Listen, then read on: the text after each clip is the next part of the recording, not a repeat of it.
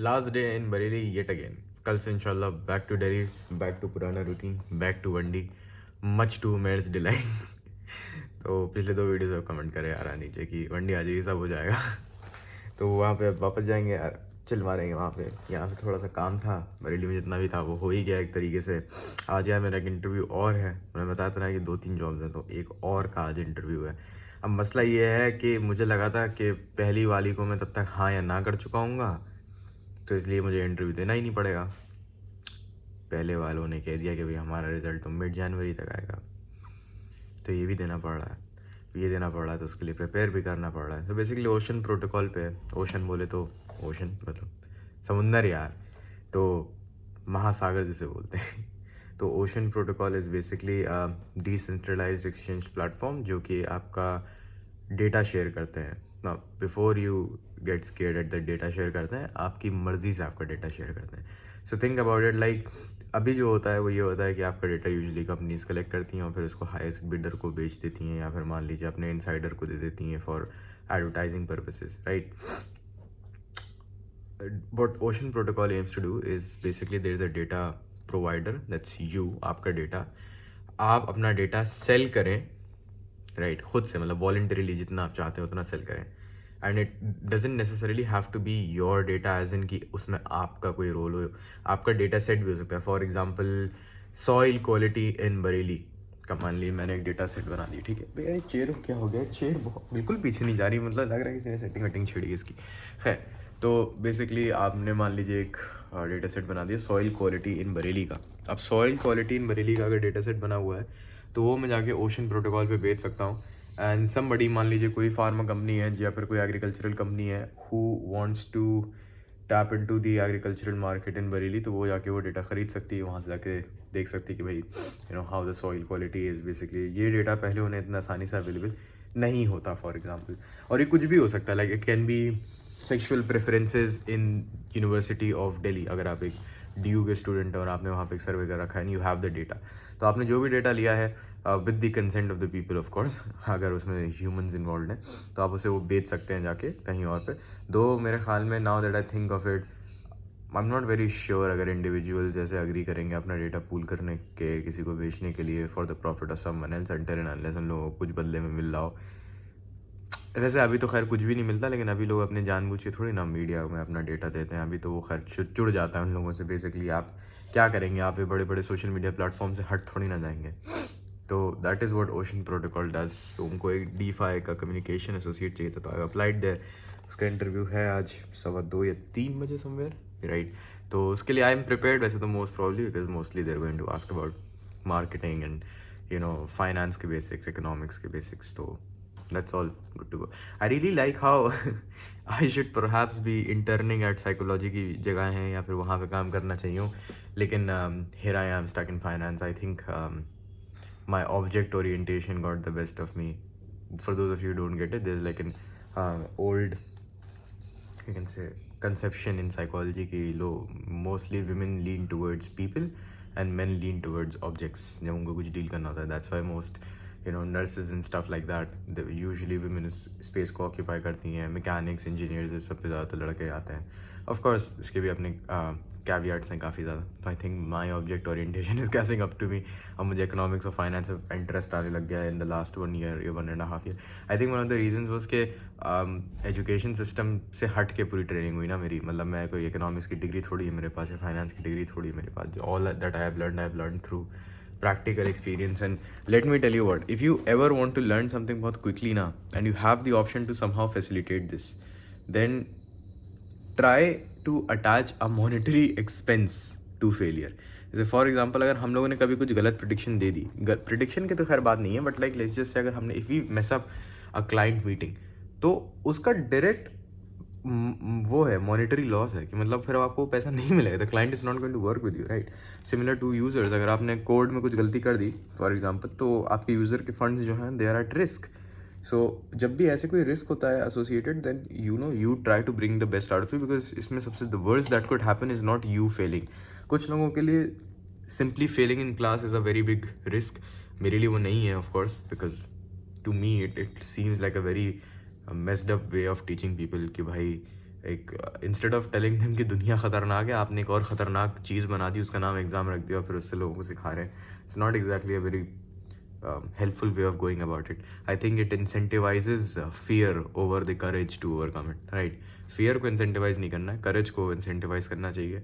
तो अगर हमने नहीं करा सही से काम तो there is a monetary loss associated, और इस वजह से हम लोगों को अच्छा खासा मोटिवेशन होता है to do the right thing, and that is a very good way of learning. जब आपको पता होता है कि you know you are working with people who are experts अपनी अपनी फील्ड में एंड उनके आइडियाज़ हैं. एंड मैंने ये देखा है कि आई डू नॉट नो ये ऐसा क्यों होता है.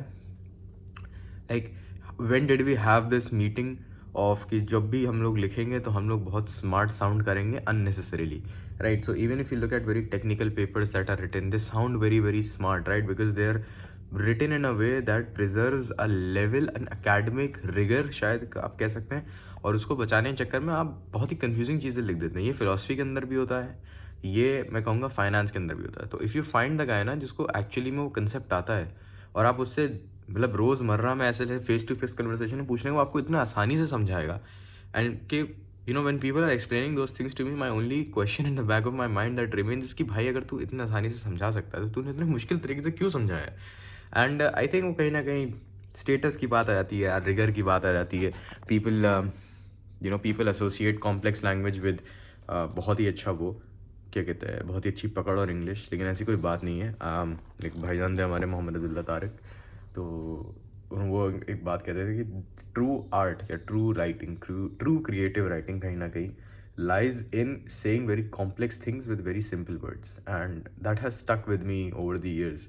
I try to say complex things using very simple words, और फिर भी कहीं ना कहीं I fail क्योंकि कभी कभी I say very complex English के words या फिर English के terms जो शायद इतने अच्छे नहीं हैं in order to facilitate communication.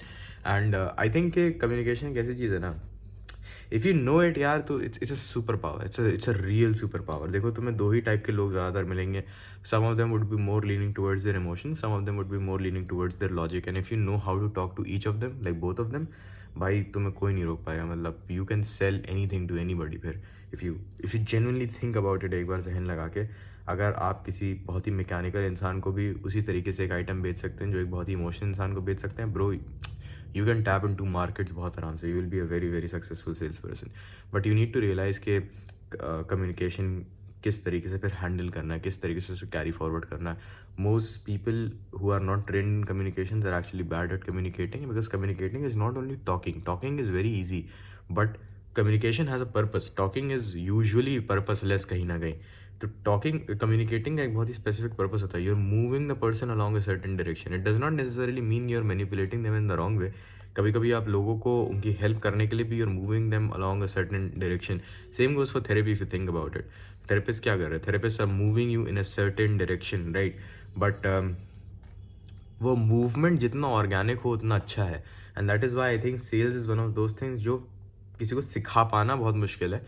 उसे सीखा जा सकता है, उसे सिखाया नहीं जा सकता. आई एम नॉट सेइंग कि मैं बहुत अच्छा सेल्स पर्सन हूँ. मैं भी ये कह रहा हूँ कि even if I go and take up a course, तो ऐसा नहीं होगा ज़बरदस्ती कि मैं भी बहुत अच्छी सेल्स सीख जाऊँगा. सेल्स सिखाई नहीं जा सकती, सेल्स सीखी जा सकती. It's difficult for me to actually explain it बहुत अच्छे से. अगेन मैं आपको सिखा नहीं पा रहा. तो if you think about it, कहीं ना कहीं they are also leading you a certain way. जितना ऑर्गेनिक हो उतना ज़्यादा अच्छा रहता है, विच इज़ माई कहीं ना कहीं you can say it's my critic of the way we approach therapy in India, कि बहुत मैकेनिकल हो जाता है. लाइक पहले सेशन में आपको यही बोलना है, काउंसलिंग के पहले सेशन आपको क्यों बोलना है?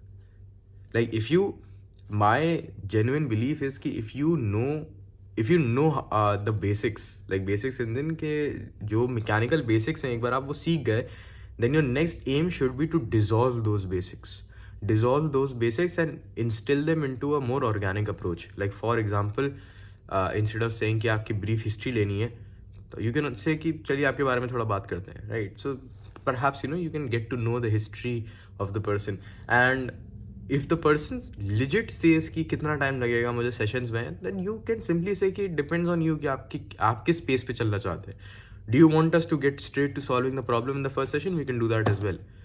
give them the option, because most people I've seen here, they really get turned off by the fact कि पहला पूरा सेशन हिस्ट्री टेकिंग में और रैपो बिल्डिंग में जा रहा है. Some of them are like very much go go go go. और वैसे वाले जो लोग होते हैं ना, उनको फिर मतलब बहुत फर्जी भाड़ा सा लगने लग जाता है therapy once you ask them कि आने ही पहले सेशन में सिर्फ आपकी हिस्ट्री होगी, ये होगी. देर लाइक भाई 10 मिनट की हिस्ट्री है मेरी प्रॉब्लम बहुत सिंपल है. तो ऐसे भी लोग होते हैं, कुछ लोग होते हैं who are little bit hesitant, they do not know what outcome they are looking for.